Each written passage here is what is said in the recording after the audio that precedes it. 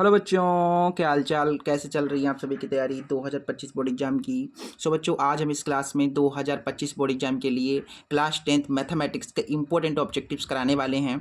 ठीक है, सभी के सभी इंपॉर्टेंट ऑब्जेक्टिव होंगे 2025 बोर्ड एग्जाम में आपको देखने को मिलेंगे। ठीक है, कह सकते हो अगर हम इस क्लास में 20 ऑब्जेक्टिव कराएंगे तो उसके कम से कम 5 से 6 ऑब्जेक्टिव आपको बोर्ड एग्जाम में 100% देखने को मिलेंगे, ये मेरी गारंटी है। ठीक है, देखिए ऐसा होता है ना कि हम जैसे ऑब्जेक्टिव ये वाला करा रहे हैं तो हो सकता है वैसा ऑब्जेक्टिव ना आए, लेकिन उसी टाइप का ऑब्जेक्टिव आपको देखने को मिलेगा। ठीक है, नंबर भले ही चेंज कर दें लेकिन उसी टाइप का उसी मेथड से आपको करना है। जिस मेथड से मैं आपको कराऊंगा उसी मेथड से आपको सवालों को करना होगा। ठीक है, यहाँ पर आपको मेथड्स को समझना होता है कि कैसे किस टाइप के क्वेश्चन को कैसे हैंडल किया जाता है। ठीक है, कैसे डील करी जाती है। ठीक है, तो स्टार्ट करते हैं फिर इस क्लास को। बेटा वीडियो को लाइक नहीं किया तो लाइक कर दो। ठीक है, इस क्लास को जितना हो सके अपने फ्रेंड्स के पास शेयर करो। ठीक है, जितना ज़्यादा हो सके उतना ज़्यादा शेयर कीजिए। ठीक है, तो चलिए स्टार्ट करते हैं। फिर हमारा पहला जो हमारा इंपॉर्टेंट क्वेश्चन है, इंपॉर्टेंट ऑब्जेक्टिव है, वो क्या कह रहा है।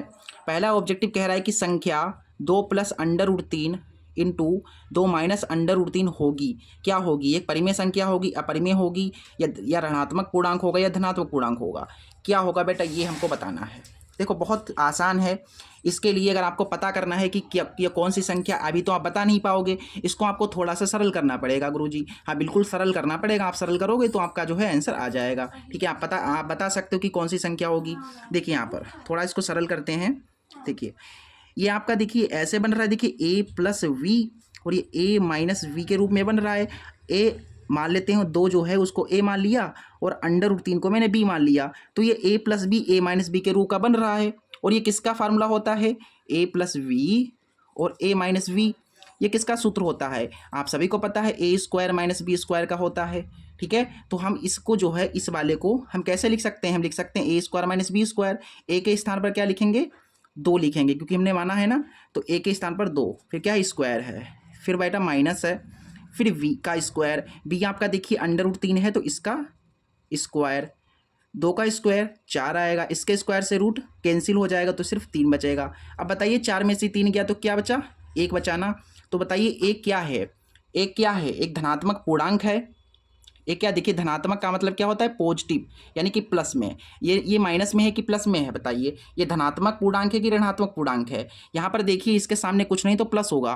ठीक है, प्लस का मतलब होता है, हिंदी में प्लस को कहते हैं धनात्मक। ठीक है, और ये क्या है? एक क्या है? पूर्णांक है। ठीक है, आप कोई गुरुजी परिमेय संख्या हो सकती है कि नहीं हो सकती है? नहीं, परिमेय संख्या नहीं है, आपका धनात्मक पूर्णांक होगा। ठीक है, ऐसे करके आपको इस क्वेश्चन को करना था। उम्मीद करता हूँ आपको ये क्वेश्चन समझ में आया होगा। ठीक है, अच्छे से समझ में आया। चलिए फिर अगले क्वेश्चन की तरफ जो है मूव करते हैं। देखो बेटा, हमारा जो नेक्स्ट क्वेश्चन है उसे तो आप आकृति को देखकर ही इसका आंसर दे सकते हो। ठीक है, आप लोग इसका आकृति जो है इसको देखकर ही आंसर दे सकते हो। क्वेश्चन नंबर दूसरा कह रहा है कि चित्र में प्रदर्शित बहुपद के ग्राफ के आधार पर बहुपद के शून्यक होंगे। जैसे कि ये ग्राफ दे रखा है अपने को। ठीक है, हमें यहाँ पर शून्यक बताने हैं। ठीक है, आपको पता है ये जो है ये एक्स अक्ष है ये वाला, और ये जो है ये वाई अक्ष है। अब आपको क्या देखना होता है, अगर आपको शून्यक पता करने हैं ग्राफ को देख करके, तो आपको देखना है ये जो रेखा है टेढ़ी मेढ़ी, इस रेखा ने इस एक्स अक्ष को कितने बिंदुओं पर काटा है, प्रतिच्छेद किया है, इंटरसेक्ट किया है। तो देखिए इस वाली रेखा ने, ये जो टेढ़ी मेढ़ी रेखा है, इसने पहले यहाँ पर काटा, फिर यहाँ पर काटा, फिर यहाँ पर काटा, फिर यहाँ पर काटा, यानी कि 1 2 3 4, यानी इसके शून्य कितने होंगे? 4 होंगे। ऑप्शन नंबर डी सही हो जाएगा। और इस वाले का कौन सा? इस वाले का भी ऑप्शन नंबर डी सही है। अगला वाला ऑब्जेक्टिव देखो। अगला वाला ऑब्जेक्टिव कह रहा है कि यदि त्रिभुज ABC त्रिभुज PQR के समरूप है। देखिए ये बीच में लगा हुआ है, इसका मतलब समरूप है। ये जो त्रिभुज तुम्हारा ABC है वो इस त्रिभुज PQR के समरूप है। ठीक है, तो आपको यहाँ पर तो कोण A किसके बराबर होगा? ठीक है, यानी ये वाला जो एंगल होगा ये किसके बराबर होगा? बेटा ये समरूप हैं तो इनके फिर एंगल सभी के सभी बराबर आ सकते हैं, संगत कोण बराबर होंगे। समझ रहे हो नहीं समझ रहे हो? बेटा समरूप है ना, ये वाला इसके समरूप है। अगर समरूप है तो इनके संगत कोण बराबर होंगे। इसका मतलब ये जो कोण A है वो कोण P के बराबर होगा, कोण B कोण O के बराबर होगा, कोण C कोण R के बराबर होगा। हमसे कोण A पूछा गया है तो ये वाला जो कोण A है ये कोण P के बराबर हो जाएगा। कोण P ऑप्शन नंबर B आपका सही है। ठीक है, बहुत आसान था। यहाँ पर आपने क्या सीखा कि भैया अगर दो त्रिभुज समरूप होते हैं तो उनके संगत कोण और संगत भुजाओं का अनुपात बराबर होता है। संगत कोण बराबर होते हैं और संगत भुजाओं का अनुपात बराबर होता है। अगला क्वेश्चन देखिए, ऑब्जेक्टिव नंबर चौथा जो है वो क्या कह रहा है। अगला ऑब्जेक्टिव कह रहा है कि यदि sine theta minus cos theta बराबर 0 है तो साइन की पावर 4 थीटा प्लस कोस की पावर 4 थीटा का मान कितना होगा, ये हमको बताना है। देखिए ये बहुत बढ़िया क्वेश्चन है, ठीक है, बहुत इंपॉर्टेंट क्वेश्चन है 2025 बोर्ड एग्जाम की व्यू से। 2025 बोर्ड एग्जाम में ये आ सकता है। हमें यहाँ पर क्या दिया गया है, गिवन है हमें यहाँ पर sine theta minus cos theta बराबर 0 दिया गया है। तो हमें यहाँ पर साइन की पावर 4 थीटा प्लस कोस की पावर 4 थीटा का मान बताना है, ठीक है। ये क्वेश्चन है तुम्हारा। देखिए इसे कैसे हम सॉल्व करेंगे। सबसे पहले तो हमें जो दिया गया है उसे थोड़ा सरल कर लेते हैं। यहाँ पर ये दिया गया है, इसको सरल करते हैं। देखिए ये साइन थीटा है, ठीक है, इस माइनस के कोस थीटा को हम बराबर के उस साइड भेज देते हैं। तो बराबर के जब उधर जाएगा तो ये माइनस का है, बराबर के जब हम उधर भेजेंगे पंचांतर करेंगे तो चिन्ह बदल जाएंगे, यानी माइनस का जब उधर जाएगा तो ये हो जाएगा प्लस का कोस थीटा। अब देखिए, अब हम इससे कुछ, क्या हम एंगल ये थीटा जो है निकाल सकते हैं? नहीं निकाल सकते हैं अभी थोड़ा और इसमें जो है मेहनत करनी पड़ेगी। तो देखिए यहाँ पर आप यहाँ पर देखेंगे कि कोस थीटा जो है इसका गुणांक कुछ नहीं तो 1 होगा, गुणा में कुछ नहीं तो 1 तो होगा ही होगा, ठीक है। अब हम क्या करते हैं, हम 1 को रोकते हैं यहीं पर और कोस थीटा को इसके बटे में भेज देते हैं साइन के। तो इससे फ़ायदा क्या होगा गुरुजी? अभी देखिए फ़ायदा क्या होगा, इससे बहुत फ़ायदा हो गया। ये कोस थीटा गुणा में है तो इधर बटे में आ जाएगा, ठीक, बराबर में इधर 1 आ गया। Sine theta upon cos theta क्या हो गया? टेन थीटा हो गया, ये सबको पता है, टेन थीटा, और ये बराबर में 1 है। अब देखिए अब यहाँ पर देखिए ये टेन है और ये थीटा है। अब आप मुझे बताओ टेन में 1 किसका मान होता है? टेन में 1 किसका मान होता है? ये होता है टेन 45 का मान। तो 1 के स्थान पर टेन 45 डिग्री लिख देंगे। टेन से टेन कैंसिल हो गया, देखिए थीटा निकल आया। अब थीटा निकल आया है तो हम आराम से निकाल सकते हैं जो हमसे पूछा गया है। हमसे पूछा क्या गया है? हमसे ये वाला पूछा गया है। तो ये थीटा जो हमने भी निकाला है इसको यहाँ पर रख देंगे, काम हमारा हो जाएगा। तो देखिए यहाँ पर क्या है, साइन है, थीटा कितना है? 45 है। तो पहले 45 लिख दो, फिर पावर में जो है 4 है, फिर ऐसे करके यहाँ पर है, इस थीटा की जगह पर 45 लिख दो, ठीक है, बराबर लगा दो ऐसे करके। सो देखिए साइन 45 डिग्री, साइन 45 डिग्री का मान 1/√2 होता है। फिर पावर में कितना है? पावर में 4 है। इसी तरीके से यहाँ पर देखिए कोस 45 का मान 1/√2 होता है, पावर में 4 है। 1 की पावर 4 करेंगे तो 1 आएगा। फिर देखिए 4 जो है इसके ऊपर भी लगा हुआ है, मतलब 1 की भी घात है और √2 की भी घात है। तो √2 है, उसकी घात अगर हम 4 कर दें तो कितना आएगा? तो देखिए घात जितनी बार होती है उसको उतनी बार ही लिखा जाता है। इसका मतलब √2 को पहले कितनी बार लिखेंगे भाई? 4 बार लिखेंगे। ऐसे करके लिखोगे। अब सॉल्व करके देख लो, √2 की √2 से गुणा होगी 2 आएगा, यहाँ पर भी 2 ही आ जाएगा, और 2 की 2 से गुणा होगी 4 आएगा। इसका मतलब हमें अगर √2 की पावर 4 करेंगे तो हमें 4 मिलेगा। इसी प्रकार से यहाँ पर 1 की पावर 4 तो 1 आएगा, √2 की पावर 4 4 आएगा। नीचे 4 एक जैसे हैं तो एक बार लिख लो। 1 और 1, देखो 1 में 1 जुड़ जाएगा तो 2 आ जाएंगे, 2 1 कम 2, 2 दूना 4, यानी 1/2 हमारा उत्तर हो जाएगा। मैं आपको समझा रहा हूँ तो ये टाइम थोड़ा लग रहा है, ठीक है, आप करेंगे तो सेकंडों में आप इसका उत्तर निकाल सकते हैं, ठीक है। मैं आपको समझा रहा हूँ ना तो इससे थोड़ा टाइम जो है ज़्यादा लग रहा है, ठीक है। तो 1/2 आपका उत्तर हो जाएगा। Option number B for Baahubali is a right answer of this question. अगले क्वेश्चन पे मूव करते हैं। अगला क्वेश्चन नंबर 5 जो है कह रहा है कि बिंदु 3,4 की बाई एच से दूरी कितनी होगी? बेटा बाई एच से दूरी पूछी जाए या एक्स अक्ष से दूरी पूछी जाए? अभी क्या पूछा गया है हमसे? अभी हमसे बाई एच से दूरी पूछी गई है और ये बिंदु दिया गया है। आपको पता है ये बिंदु जो है ये एक्स और वाई में होता है, ठीक है, ये वाला x है और ये वाला y है। हमसे बाई एच से दूरी पूछी गई है तो x वाला उत्तर हो जाएगा, यानी कि 3 हमारा उत्तर है। गुरुजी अगर हमसे यहाँ पर x अक्ष से दूरी पूछी जाती, तो अगर x अक्ष से दूरी पूछी जाती तो y वाला उत्तर हो जाता, मतलब उसका अपोजिट। जैसे आपसे बाई एच से दूरी पूछी जाए तो x वाला उत्तर कहलाएगा, अगर x अक्ष से दूरी पूछी जाए तो y वाला उत्तर कहलाएगा, ठीक है, समझ गए बात को? तो ऐसे इस क्वेश्चन को करना था। आगे देखिए अगले ऑब्जेक्टिव पर मूव करते हैं। अगला ऑब्जेक्टिव क्या है? अगला हमारा ऑब्जेक्टिव कह रहा है कि 52 पत्तों की फेंटी गई ताश की गड्डी में से एक पत्ता निकाला जाता है। यानी कि आपको पता है ताश की जो गड्डी होती है उसमें 52 पत्ते होते हैं, उसको अच्छे तरीके से मिलाया गया, ठीक है, फेंटा गया, मिलाया गया, फिर क्या किया गया, उससे से एक पत्ता निकाल लिया गया। इसकी क्या देखो, इसके इक्का नहीं होने की प्रायिकता होगी, मतलब जैसे आपने पत्ता निकाला, अब कितने % चांसेस है कि वो इक्का नहीं होगा, इक्का नहीं होगा, ये हमसे जो है पूछा गया है, इसकी पॉसिबिलिटी कितनी है, इसकी प्रायिकता कितनी है, प्रोबेबिलिटी पूछी गई है। ठीक है, बहुत बढ़िया प्रश्न है, बहुत बढ़िया क्वेश्चन है, क्वेश्चन नंबर 6, बहुत बहुत प्यारा क्वेश्चन है। देखिए, आपको पता है 52 पत्ते हैं, ठीक है, ताश की गड्डी में 52 पत्ते हैं, इसमें 4 इक्का होते हैं, ठीक है, ठीक है, 4 ऐसे करके सब 4 इक्का होते हैं, 4 बादशाह होते हैं, 4 क्वीन होती हैं, 4 गुलाम होते हैं, ऐसे करके। ठीक है, आपको पता है कि 52 पत्ते हैं, 4 इक्का होते हैं। ठीक है, हमें जैसे ये पत्ते जो थे हमने उनको मिलाया आपस में, फिर एक पत्ता निकाल लिया। अब हमसे पूछा गया है कि कितने % चांसेस हैं जो आपने पत्ता निकाला है वो इक्का नहीं होगा, ये हमसे क्वेश्चन कह रहा है। तो इक्का ना होने की प्रायिकता हमसे पूछी गई है, तो यहाँ से हम लिख देंगे, डायरेक्ट आंसर आ गया है। देखिए, इक्का ना होने की प्रायिकता, प्रायिकता निकालने का सूत्र क्या होता है, संभव परिणाम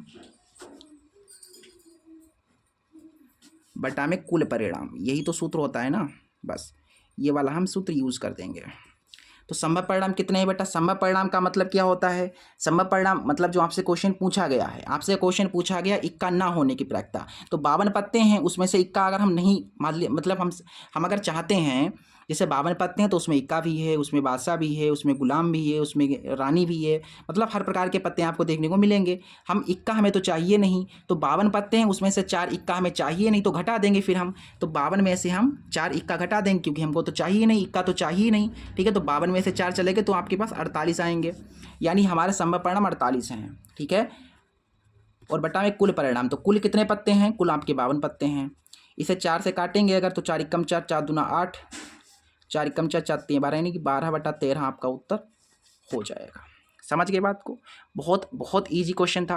ठीक है, करा दिया हमने। ठीक है, बहुत इंपॉर्टेंट क्वेश्चन था, ये भी याद रखिएगा। अगले क्वेश्चन पे मूव करते हैं बेटा। अगला जो हमारा इंपॉर्टेंट क्वेश्चन है वो क्या कह रहा है, देखिए गौर से देखिएगा, ध्यान से। अगला क्वेश्चन कह रहा है कि के किस मान के लिए युगपत समीकरण, युगपत, युगपत का मतलब होता है रेखिक, जिसका पद एक ही हो। ठीक है, तो युगपत समीकरण 3x + y = 1 तथा ये कुछ इस तरीके से ये समीकरण दे रखी है, का कोई हल नहीं है, यानी ये दोनों समीकरणें हैं, हमें के का मान निकालना है यहाँ पर, और इन दोनों समीकरणों का कोई हल नहीं है। ठीक है, ये हमसे पूछा गया। यहाँ पर क्या होगा भाई, ये 2k है, फिर इसके बीच में क्या है, -1 की प्लस है ये।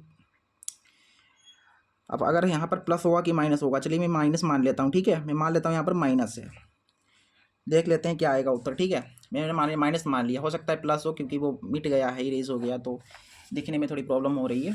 ठीक है, चलिए क्वेश्चन नंबर 7 में उसको देखते हैं क्या आंसर आता है, कैसे करना है वो मैं आपको बता दूंगा। ठीक है, सबसे पहले हमें 2 रेखिक समीकरणें दी गई हैं।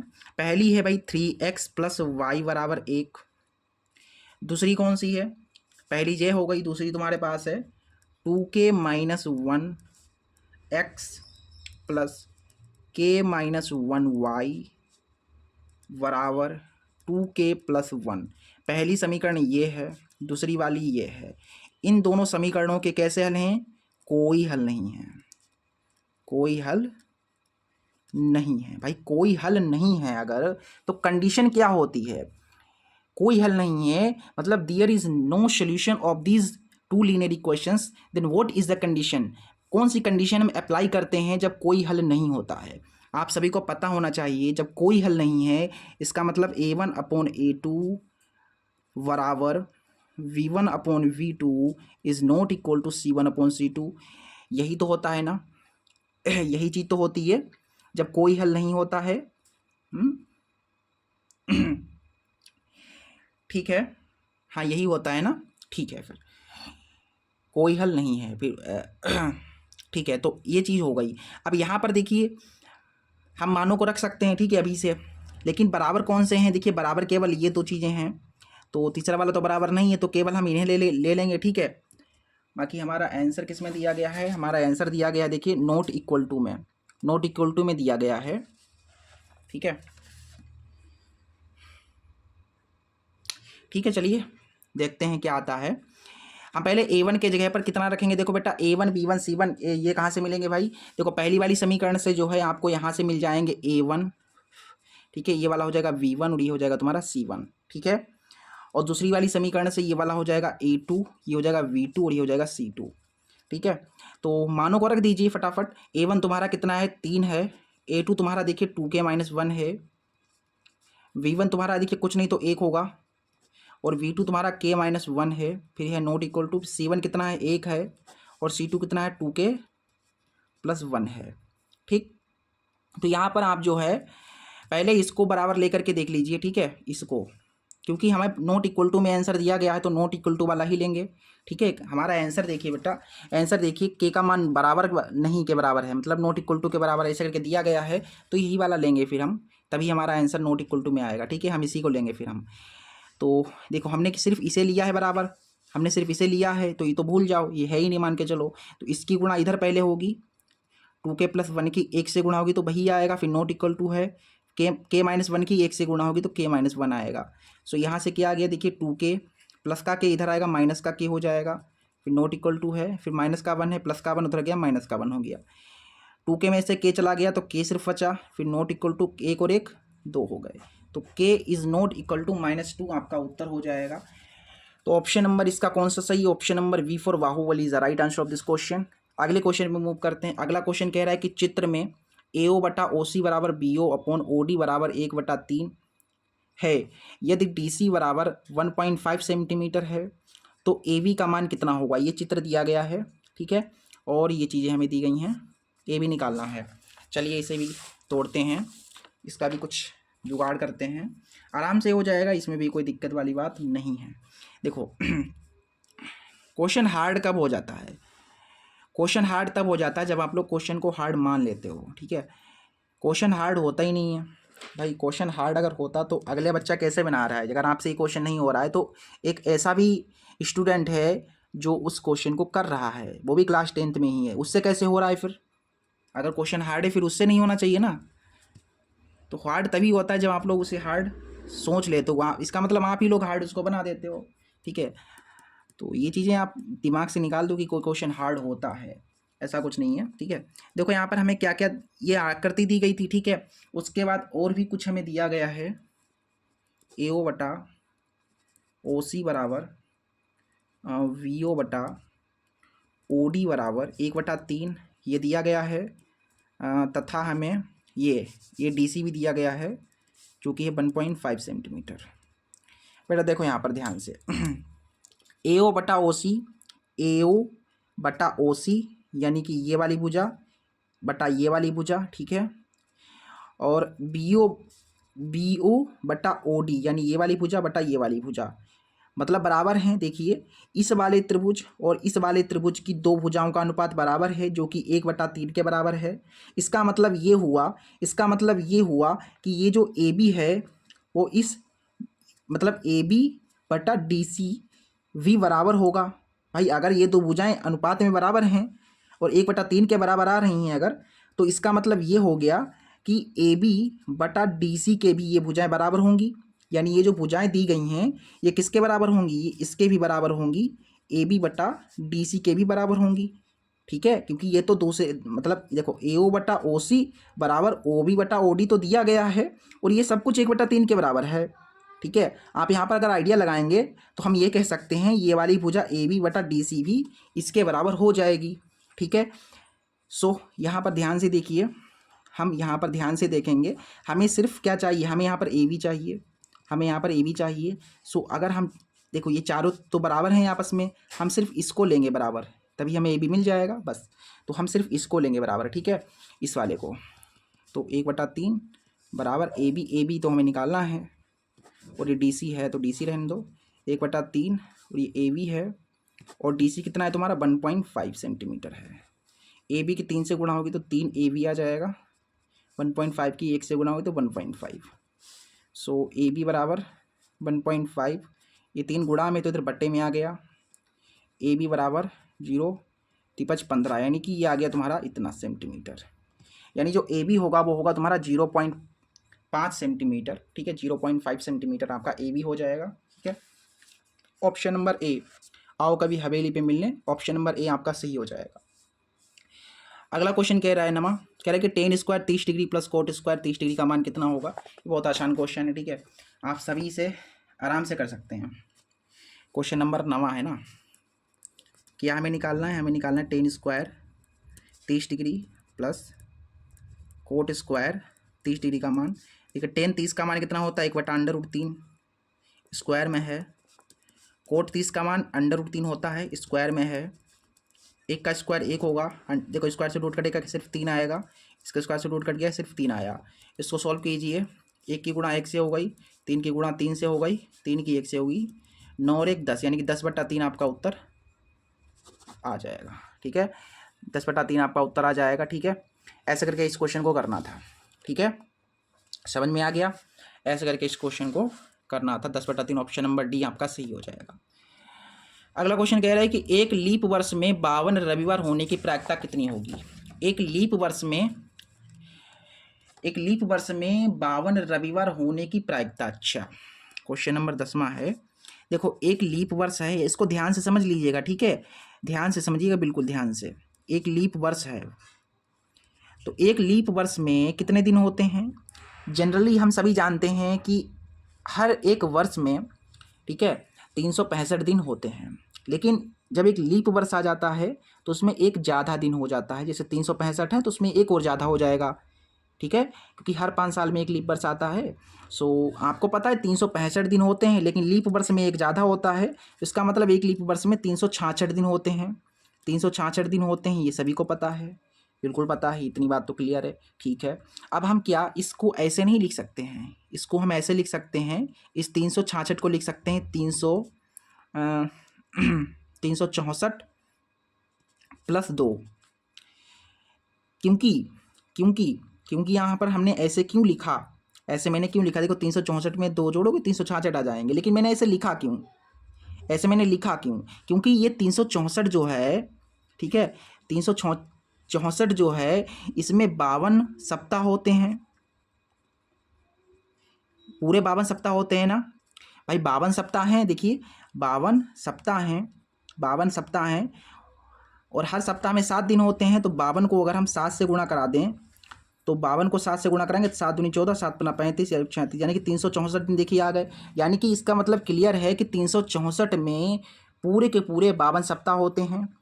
ठीक है, और प्लस आपके 2 दिन ये तुम्हारे एक्स्ट्रा चल रहे हैं। अब ये 2 दिन क्या होंगे यहाँ पर, ये जो 2 दिन हैं ये कौन से होंगे। हो सकता है ये 2 दिन रविवार सोमवार हों, ऐसे करके हो सकता है। देखिए क्या हो सकता है, हो सकता है ये रविवार या सोमवार हो। ठीक है, हो सकता है ये सोमवार मंगलवार हो या फिर मंगलवार हो। ठीक है, मंगलवार हो, या हो सकता है कि मंगलवार हो, ये मंगल या फिर बुध हो। ठीक है, या हो सकता है बुध या बृहस्पति हो। मतलब 2 दिन जो है वो पता नहीं हमें कौन से हैं भाई, हम तो सिर्फ आइडिया लगा सकते हैं। 7 दिन में से ऐसे होंगे कि रविवार सोमवार होगा, या सोमवार मंगलवार होगा, मंगल या बुध होगा, बुध या बृहस्पति होगा। ठीक है, या फिर हो सकता है बृहस्पति या फिर शुक्र हो, या हो सकता है शुक्र या शनि हो, या हो सकता है शनि या फिर शनिवार या फिर रविवार हो। फिर ठीक है, फिर रविवार से सोमवार, मतलब ऐसे ही होंगे, इतने ही दिन तो हो सकते हैं। ठीक है, हमसे क्या पूछा गया है, हमसे क्या क्वेश्चन क्या कह रहा है, क्वेश्चन कह रहा है कि 52 एक लीप वर्ष में 52 रविवार होने की प्रायिकता। क्या पूछा गया हमसे पूछा गया यहाँ पर एक लीप, ये चीज़ इधर लिख लो ऐसे करके। ठीक है, एक लीप वर्ष में 52 रविवार होने की प्रायिकता। तो प्रायिकता निकालने का सूत्र आपको मैंने अभी समझाया था, संभव परिणाम बटा कुल परिणाम बताया था ना, तो बस यही सूत्र लगा देंगे, बस हमारा आंसर आ गया है। ठीक है, क्वेश्चन को थोड़ा सा समझना होता है बस। देखो हमसे क्वेश्चन पूछा गया है 52 रविवार होने की प्रायिकता, तो 52 रविवार तो यहीं पर आ गए भैया, 52 रविवार तो यहीं पर आ गए थे, तो इसकी पॉसिबिलिटी तो एक पहले से हो गई थी। ठीक है, ये तो हो गया हमसे, मतलब ये तो हमने निकाल ही दिया है पहले। ठीक है, अब ये जो 2 दिन एक्स्ट्रा आ रहे हैं, हमें इसकी ही अब पॉसिबिलिटी निकालनी है। रविवार देखो हमने जो है रविवार होने की प्रायिकता देखो, 52 सप्ताह हैं तो 52 सप्ताह में तुम्हारे रविवार तो हो गए ना, 52 सप्ताह हैं तो 52 रविवार होंगे फिर। ठीक है, ऐसे करके हमने देखा कि यहाँ पर जो है आपके रविवार तो हो गए, जो हमसे पूछा गया था वो तो हमारा काम हो गया। अब हमें यहाँ पर रविवार नहीं चाहिए, क्योंकि हम यहाँ से तो पहले से पता कर चुके हैं। ठीक है, यहाँ पर हमें रविवार ये वाले जो हैं ये नहीं चाहिए, यहाँ जहाँ रवि आ रहे हैं वो नहीं चाहिए। देखिए यहाँ पर रविवार आ रहा है और यहाँ पर रविवार आ रहा है, ये हमें नहीं चाहिए। ठीक है, ये हमें नहीं चाहिए। तो हमें क्या चाहिए भैया, हमें चाहिए 1 2 3 4 5, यानी संभव परिणाम तुम्हारे 5 हो गए बटा कुल परिणाम। तो कुल परिणाम यहाँ पर देखेंगे कितने हैं, देखो 1 2 3 4 5 6 7, कुल 7 हैं, तो 5/7 आपका उत्तर हो जाएगा। ये हो गया तुम्हारा उत्तर। ठीक है, समझ में आ गया ना क्वेश्चन, ये समझ में आ गया क्वेश्चन, ये स्क्रीनशॉट लेना चाहो तो ले सकते हो। ठीक है, अगले क्वेश्चन पे मूव करते हैं। अगला क्वेश्चन क्या कह रहा है, अगला क्वेश्चन नंबर बहुत बहुत इंपॉर्टेंट है।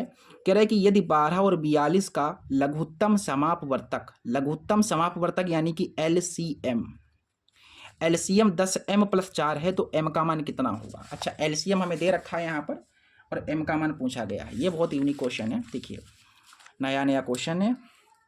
ठीक है, क्वेश्चन नंबर 11, हमारे पास संख्याएं हैं, 2 संख्याएं हैं, पहली 12 है, ठीक है, और दूसरी है 42। सबसे पहले हम क्या करते हैं, यहाँ पर 12 और 42 जो संख्याएं हैं इनका LCM निकाल लेते हैं। ठीक है, LCM क्योंकि दिया गया है ना हमें, यहाँ पर हमें क्या दिया गया है, हमें यहाँ पर LCM दिया गया है। यहाँ पर देखिए बेटा क्वेश्चन में हमें LCM दे रखा है 10m + 4, कितना दे रखा है यहाँ पर 10m + 4 दे रखा है बेटा यहाँ पर। ठीक है, तो ये जो m है ये हमें निकालना है, हमें यहाँ पर m निकालना है। बहुत आसान है बेटा, बहुत आसान है, घबराने की कोई बात नहीं है, बहुत आसान है। देखिए हो जाएगा ये क्वेश्चन। देखो हम सबसे पहले हमें LCM दिया गया है ना, तो हम इनका LCM निकाल लेते हैं, 12 और 42 का LCM निकाल लेते हैं। ठीक है, थोड़ा छोटा कर लेता हूँ, लगता है ज़्यादा बड़ा हो गया क्या। ठीक है ना आप, ठीक है, देखो बेटा हम इनका LCM निकाल लेते हैं। तो LCM देखिए 4 से कटेगा क्या, ये 4 से काटते 4 3 12, 4 4 से 28, 4 से मत काटिए, पहले 2 से काटिए इसे, 3 से काट दीजिए, 3 चौको 12, 3 कम 3, 3 चौको 12, फिर 2 से काटिए इसे, 2 दूना 4, 2 सते 14, 2 से काटिए, 2 कम 2, फिर ये कटेगा नहीं तो इसको ऐसे रहने दो, 7 कम 7, मतलब कितना आ गया, 7 दूनी 14 और 14 दूनी 28, 28 तियाँ, 28 तियाँ करना है, 3 8 24, 3 दूनी 6 7 8 84 आ गया। तो LCM यहाँ पर कितना आ गया भैया, LCM जो है वो आ गया है 84। ठीक है, ठीक है, इतना आ गया, यहाँ तक क्लियर हो गया।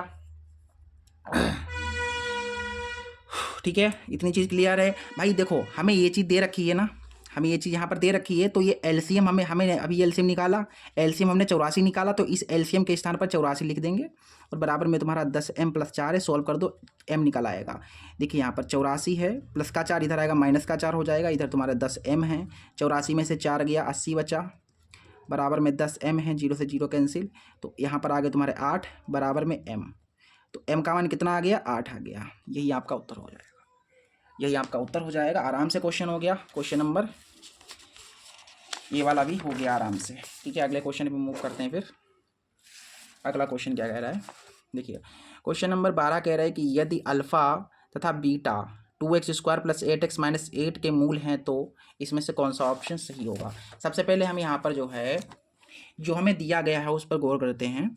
हमें यहाँ पर एक द्विघात समीकरण दे रखी है। ठीक है, here is given a quadratic equation, ठीक है, जो कि इस तरीके से है 2x² + 8x - 8 ये है। ठीक है, हमें यहाँ पर बताया गया है कि के मूल क्या हैं, इसके जो मूल हैं, इसके जो मूल हैं वो हैं अल्फ़ा और बीटा, अल्फ़ा और बीटा इसके मूल हैं। तो आपको यहाँ पर ऑप्शंस बताने हैं। सबसे पहले हम यहाँ पर इसका जो है गुणनखंड करके अल्फ़ा और बीटा निकाल लेते हैं, मतलब शून्य निकाल लेते हैं इसके।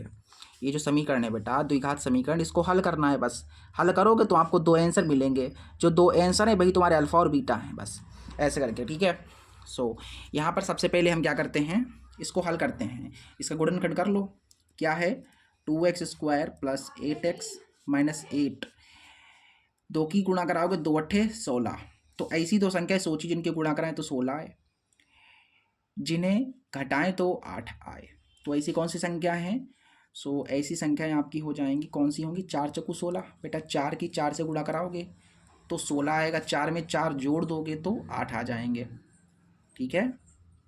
सो यहाँ पर हम रख देंगे अब 2x², यहाँ पर रखेंगे 4x + 4x - 8। यहाँ से कॉमन तुम्हारा क्या हो रहा है बेटा, ऐसा कीजिए, इसको आप 0 के बराबर मान लीजिए, ठीक है। ये क्वेश्चन 0 के बराबर मान लीजिए, ठीक है। अब सही रहेगा, अब सही रहेगा। यहाँ से कॉमन तुम्हारा देखिए 2x हो रहा है, 2x चला गया, सिर्फ तुम्हारा यहाँ पर देखिए 2 तो चला गया, x भी चला गया, तो केवल x बचा, फिर यहाँ पर 2 बचा। यहाँ से कॉमन तुम्हारा सिर्फ 4 होगा।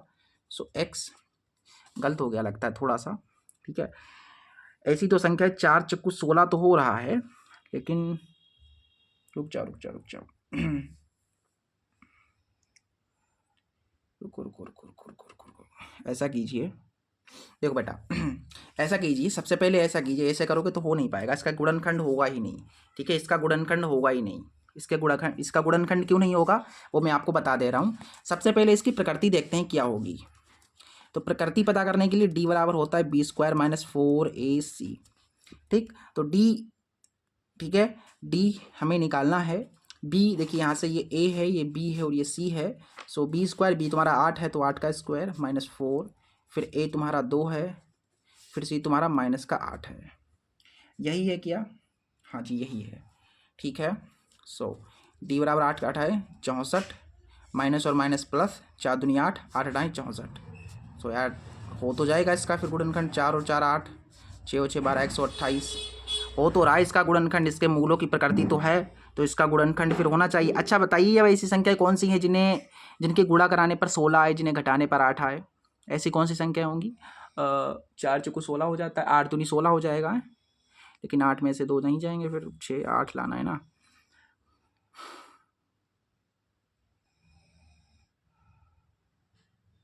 बेटा इसका गुणनखंड संभव नहीं है, ठीक है। इसका गुणनखंड जो है वो संभव है ही नहीं। सो रुक जाओ, ऐसा कर क्यों रहा हूँ मैं? एक्चुअली मैं ये क्यों कर रहा हूँ? मेरा दिमाग कहाँ गया भाई, माइंड कहाँ गया यार? हमें क्या चाहिए यहाँ पर? मैं खाली फालतू में टाइम वेस्ट कर रहा हूँ, ठीक है। हमें क्या चाहिए? हमें यहाँ पर ऑप्शंस में देखिए अल्फ़ा प्लस बीटा चाहिए, जो कि हम निकाल सकते हैं। अल्फ़ा बीटा चाहिए। अरे यार ये मैं क्यों कर रहा हूँ? ठीक है, ये मैं क्यों कर रहा हूँ? फालतू का टाइम वेस्ट कर रहा हूँ यार। रुक जाओ, फिर से देखो, माइंड पता नहीं क्या हो गया। देखो ये दे रखी है तुम्हें, ठीक है। क्या दे रखी है यहाँ पर? 2x² + 8x - 8 ये दे रखा है, ठीक है। हमें यहाँ पर अल्फ़ा प्लस बीटा निकाल लेना है, ठीक है। अल्फ़ा प्लस बीटा कैसे निकलेगा भाई? -b/a करने पर मिलेगा, ठीक।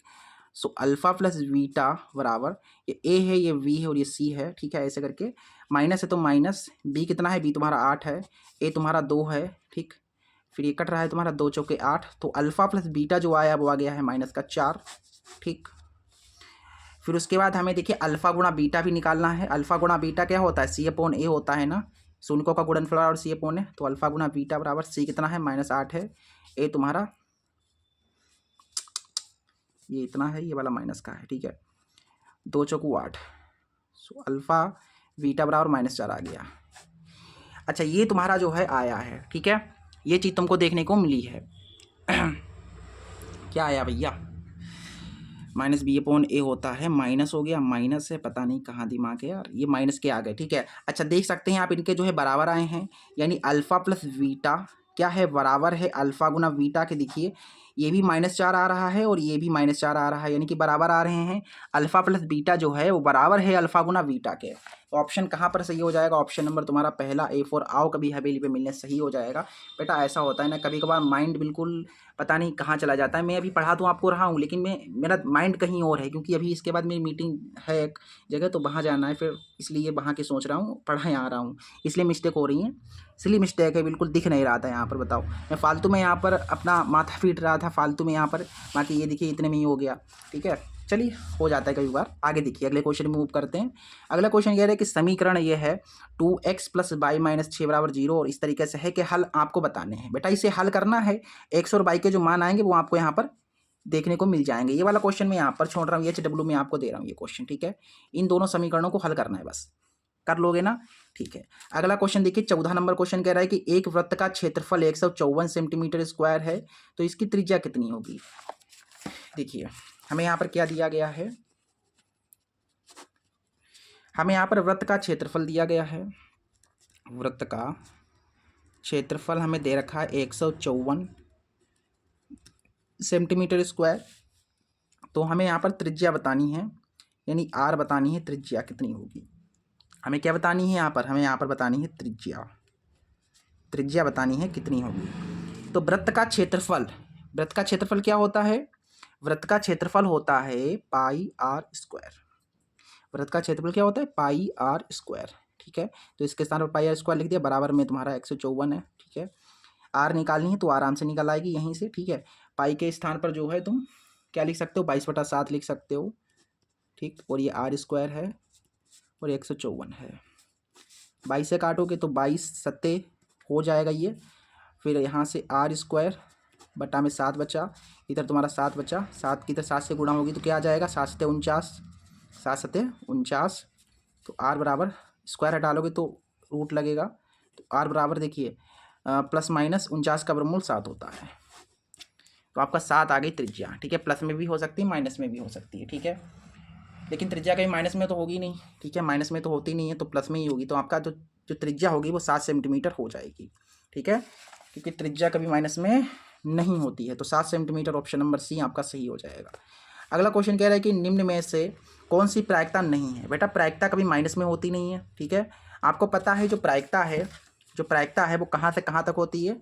कोई भी प्रायिकता निकाल लो, ठीक है, किसी भी चीज़ की प्रायिकता आप निकाल लो, तो जो प्रायिकता होती है वो हमेशा 0 या 0 से क्या होगी, बड़ी होगी, लेकिन 1 या 1 से क्या होगी, छोटी होगी। मतलब यही होती प्रायिकता। प्रायिकता हमेशा आपको कहाँ से कहाँ तक देखने को मिलेगी, 0 हो सकती है, 0 से बड़ी भी हो सकती है, 1 भी हो सकती है, 1 से छोटी भी होगी। यानी 1 से बड़ी नहीं होगी, 2 नहीं होगी, 1.5 नहीं होगी, लेकिन 1 या 1 से छोटी होगी, 0 से बड़ी होगी, 0 हो सकती है। ठीक है, ऐसे प्रायिकता होती है। ठीक है, तो बेटा माइनस में भी फिर नहीं होगी, फिर माइनस वाली तो फिर हो ही नहीं सकती। ऐसा करके आप दिमाग में डाल लो कि माइनस में प्रायिकता कभी नहीं होती है। क्वेश्चन नंबर 16 कह रहा है कि त्रिभुज ABC में यदि AB बराबर 6√3 है, AC बराबर 12 सेंटीमीटर है, BC बराबर 6 सेंटीमीटर है, तो कोण V कितना होगा। इसका आंसर आएगा 90 डिग्री। आपको गुरुजी कैसे बता दिया आपने, 90 आएगा। कोण भी 90 होगा, क्योंकि मैं बहुत सारे ये क्वेश्चन करा चुका हूँ, कई बार ये क्वेश्चन करा चुका हूँ। मतलब ऐसे क्वेश्चन मतलब मान के चलो 40-50 बार मैंने ये क्वेश्चन कराया है, क्योंकि इतना इंपॉर्टेंट है ना ये। हर सेट में आपको ये क्वेश्चन देखने को मिल जाता है, बहुत इंपॉर्टेंट प्रश्न है ये। क्या है, यहाँ पर एक त्रिभुज ABC है, मुझे पता ही नहीं कौन सा त्रिभुज है, समकोण है, समबाहु है, कैसा है, मैंने ऐसे ही बना लिया ये त्रिभुज है। ठीक, इस त्रिभुज में क्या है, ये ABC मान लो, ऐसे करके AVC है।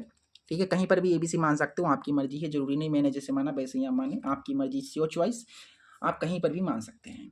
हमें AB बराबर ये जो AB है, ये दे रखा है 6 कितना दिया गया, 6√3 दिया गया है सेंटीमीटर। ये जो AC है ये 12 सेंटीमीटर दिया गया है।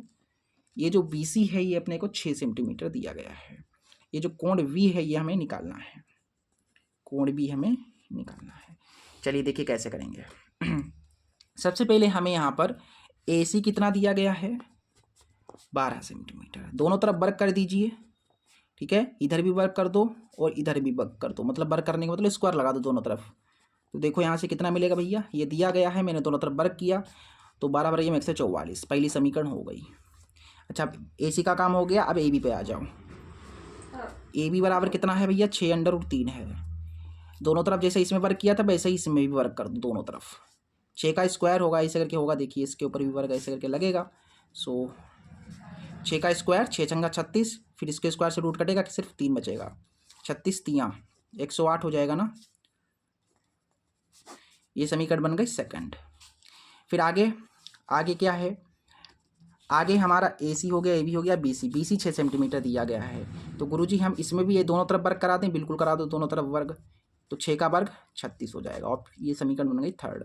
अब क्या कीजिए, देखिए 108 में 36 जोड़ोगे तो 144 आएगा। इसका मतलब सेकंड वाली को थर्ड में आपको जोड़ना है, समीकरण सेकंड के साथ आपको थर्ड को जोड़ना है। तो सेकंड में देखिए लेफ्ट वाले लेफ्ट साइड, राइट वाले राइट साइड जुड़ेंगे। तो AB स्क्वायर में ये पहले BC स्क्वायर जुड़ेगा, फिर अब राइट पे आ जाओ, 108 इधर है और इसमें कितना 36 है। देखिए AB स्क्वायर है, हल क्यों रहा स्टैंड इतना ये, ठीक है, AB square plus BC square, 108 में 36 जोड़ोगे तो 144 आएगा। अगर आप ध्यान से देखें तो 144 AC स्क्वायर के बराबर है, समीकरण फर्स्ट से। सो 144 के स्थान पर हम लिख देंगे क्या, क्या लिख देंगे बताओ, AC² लिख देंगे क्योंकि बराबर है। तो ये क्या हो गया, ये हो गया देखिए एक भुजा का स्क्वायर बराबर बराबर दो भुजाओं का स्क्वायर प्लस उनका योगफल, यानी ये तो पाइथागोरस बन गई, यानी कि कर्ण का स्क्वायर बराबर लंब स्क्वायर प्लस आधार स्क्वायर, ये तो पाइथागोरस बन गई। ये तो पाइथागोरस लग रही है भैया इस त्रिभुज में, इस वाले त्रिभुज में ये पाइथागोरस लग रही है। इसका मतलब ये वाला त्रिभुज कैसा है भैया, समकोण त्रिभुज है। कैसा त्रिभुज है, समकोण त्रिभुज है। अब समकोण त्रिभुज अगर है तो इसका मतलब अगर ये समकोण है तो ये फिर कितना होगा, 90 डिग्री हो जाएगा, क्योंकि समकोण त्रिभुज 90 डिग्री का होता है। तो कोण V जो होगा वो आपका 90 डिग्री हो जाएगा। ऑप्शन कहाँ पर है भैया, option 90 degree, option number A for आओ कभी हवेली पे मिलने सही हो जाएगा आपका उत्तर, A आपका सही है। ये option A is the right answer. अगले क्वेश्चन में मूव करते हैं। अगला क्वेश्चन कह रहा है कि बिंदुओं -3, 10 और 6, -8 को मिलाने वाला रेखाखंड को -1 और 6 से किस अनुपात में विभाजित करता है। ठीक है, सो ये क्वेश्चन है तुम्हारा बेटा, बहुत ज़्यादा इंपॉर्टेंट प्रश्न है। ठीक है, हमने जब पेपर दिए थे, एग्जाम दिए थे, तो ये क्वेश्चन आया था और मैंने बहुत अच्छे तरीके से कर दिया था। ठीक है, जैसे मैंने किया था वैसे मैं आपको बता दे रहा हूँ कैसे इसको करना है, किस तरीके से इस क्वेश्चन के साथ डील करना है। देखिए क्या है, आपको यहाँ पर दो बिंदु दिए गए हैं। सबसे पहले तो बताया गया है कि बिंदुओं 3, -3, 10 और 6, -8 को मिलाने वाला रेखाखंड, यानी इनको मिलाने वाला रेखाखंड पहले तो खींचना पड़ेगा। तो पहले हमारे पास एक बिंदु है -3, 10 करके, एक बिंदु तुम्हारा दूसरा है जो कि है 6, -8। अब ये जो दो बिंदु हैं इनको मिलाने वाला रेखाखंड, इनको मिलाने वाला ये हो गया रेखाखंड। इस रेखाखंड को एक बिंदु है -1, 6 किस अनुपात में विभाजित करता है, यही आपको बताना है। एक बिंदु है -1, 6, इस रेखाखंड AB को, ये जो C बिंदु है ये कितने अनुपात में विभाजित करता है, मतलब यहाँ से लेकर के यहाँ तक का अनुपात M1 है, यहाँ से लेकर के यहाँ तक का अनुपात अगर M2 है, तो आपको M1 और M2 अनुपात निकालना है। आपको क्या निकालना है, M1 और M2 का अनुपात बताना है। What is the ratio between M1 and M2। ठीक है, ठीक है, ये चीज़ आपको बतानी है यहाँ पर। सो मैंने आपको बताया है कि ये बीच वाला बिंदु है, विभाजित कर रहा है। सो बीच में ही होगा फिर तो। ठीक है, बीच में है अगर, तो ये बीच में जो होता है उसको x और y मानते हैं, और ये तुम्हारा x1 हो जाएगा, ये y1 हो जाएगा, ये x2 हो जाएगा और ये y2 हो जाएगा। विभाजित कर रहा है तो विभाजन का सूत्र लगेगा, फिर विभाजन के सूत्र से, विभाजन का सूत्र आपको पता है, x बराबर होता है M1 x2 plus M2 x1 upon M1 plus M2। यही सूत्र लगा दो, काम हो जाएगा। बाई में लिखने की कोई ज़रूरत नहीं है, x वाला ही लगा दो, काम हो जाएगा। x कितना है भैया, -1 है। M1 हमको निकालना है, x2 आपका देखिए 6 है। ठीक, M2 तुम्हारा निकालना ही है, x1 -3 है, M1 प्लस M2 है। फिर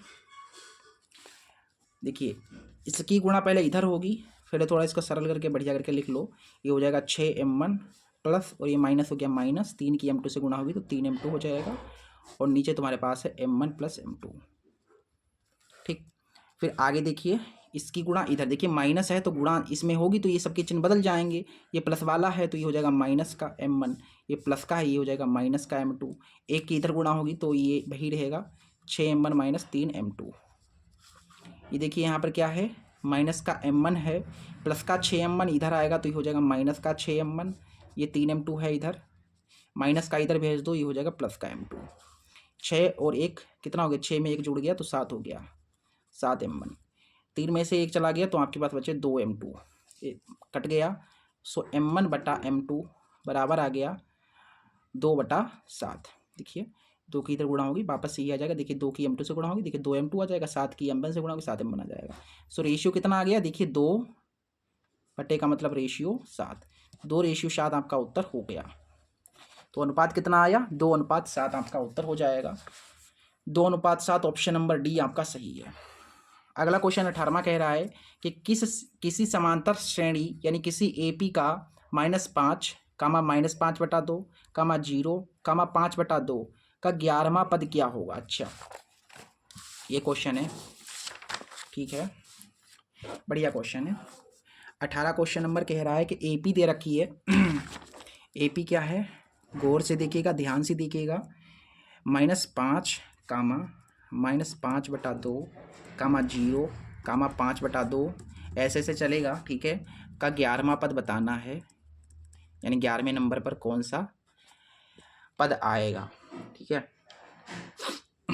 कौन सा पद आएगा वो बताना है, ठीक है। सो सबसे पहले हमें 11वां पद निकालना है। इससे पहले हम इस एपी का प्रथम पद और सार्वंतर निकाल लेते हैं।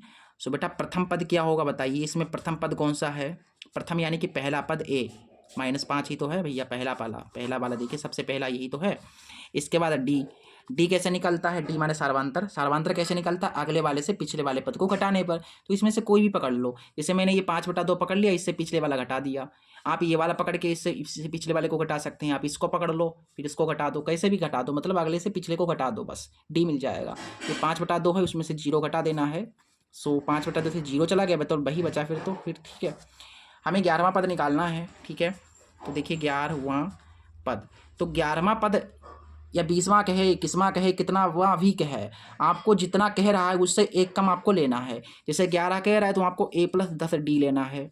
अगर 20वां कहे तो a+19 डी ले लीजिए।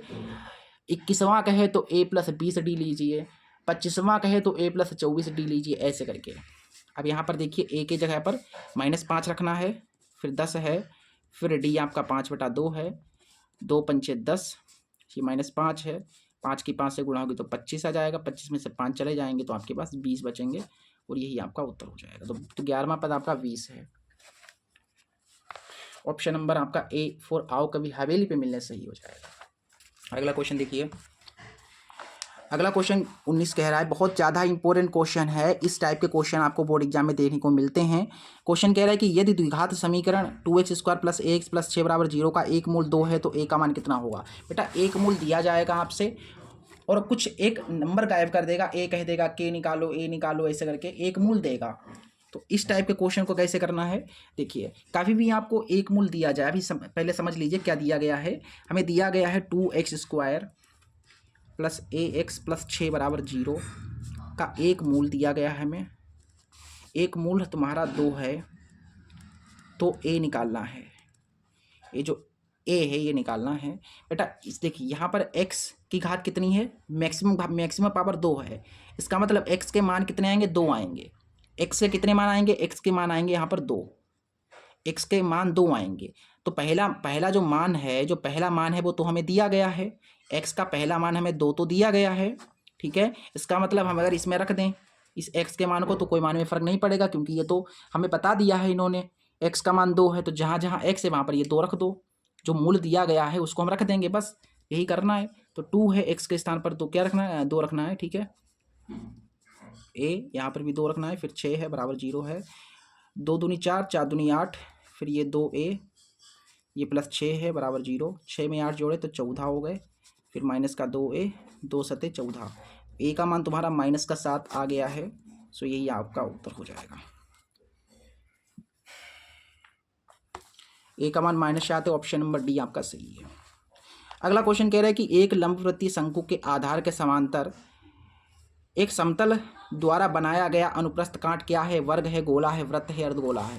जैसे ये शंकु है, ठीक है, ऐसे शंकु है तो इसका आधार तुम्हारा ये वाला है आधार, इसके समांतर ये जो ऊपर बना हुआ ये क्या है बेटा, ये तुम्हारा देखिए क्या है, क्या है ये बताओ, वृत्त तो है, गोला गोला है ना, गोल होता है ना। तुम आप ऐसे देखो, ऐसे देखो, आप लोग जो टोपी पहनते हो उस टोपी का जो ये भाग होता है ऐसे वाला, ये कैसा होता है, वर्ग वृत्त जैसा होता है ना। तो ये जो भाग है ये क्या है, वृत्त है, वृत्ताकार होता है, ठीक है। तो ये जो भाग होगा बेटा ये क्या होगा, वृत्ताकार होगा, ठीक है। इस आधार के समांतर, इसके आधार के समांतर ये वाला भाग पूछा गया है आपसे, तो ये तुम्हारा हो गया वृत्त, ठीक है। ऑप्शन नंबर सी सही हो गया। इस तरीके से हमने आपको ऑब्जेक्टिव्स कराए हैं, ठीक है, और बहुत इंपॉर्टेंट ऑब्जेक्टिव्स थे, मैंने कहा करा दें, ठीक है। मुझे लगा कि कराने चाहिए आप लोगों को और प्रैक्टिस भी होती रहेगी, ठीक है। डेली क्लासेस आएंगी, बाद में इसके जो विस्तृत उत्तरीय प्रश्न हैं उनकी भी क्लासेस आएंगी, जो लंबे वाले क्वेश्चन होते हैं 2, 4, 6 नंबर वाले क्वेश्चन, जो इंपॉर्टेंट क्वेश्चंस होंगे उनकी हम क्लासेस लाएंगे। और साइंस की क्लासेस का जो सेट रह गया था 2024 के जो सेट रह गए थे 6 और 7 शायद रह गया था, नहीं 6 हो गया था, हाँ 7वां रह गया था। तो 2024 का क्लास 10th साइंस 2024 का जो सेट नंबर 7 रह गया है आप लोगों का, वो हम करा देंगे, ठीक है। उसकी क्लास आपको देखने को मिल जाएगी इसी चैनल पर। तो बेटा चैनल को सब्सक्राइब कर लीजिए, ठीक है, आने वाली क्लासेस आपको देखने को मिल जाएंगी। इस क्लास को ज़्यादा से ज़्यादा हो सके, जितना हो सके आप लोग शेयर कीजिए, अपने फ्रेंड्स के पास शेयर कीजिए, अपने रिलेटिव्स के पास शेयर कीजिए जिन्हें ज़रूरत हो, ठीक है। वैसे सबके लिए नॉलेज तो सबके लिए ज़रूरी है, ठीक है। चलिए फिर इस क्लास में बस इतना ही, ठीक है। मिलते हैं अगली क्लास में। सो जय हिंद, जय भारत।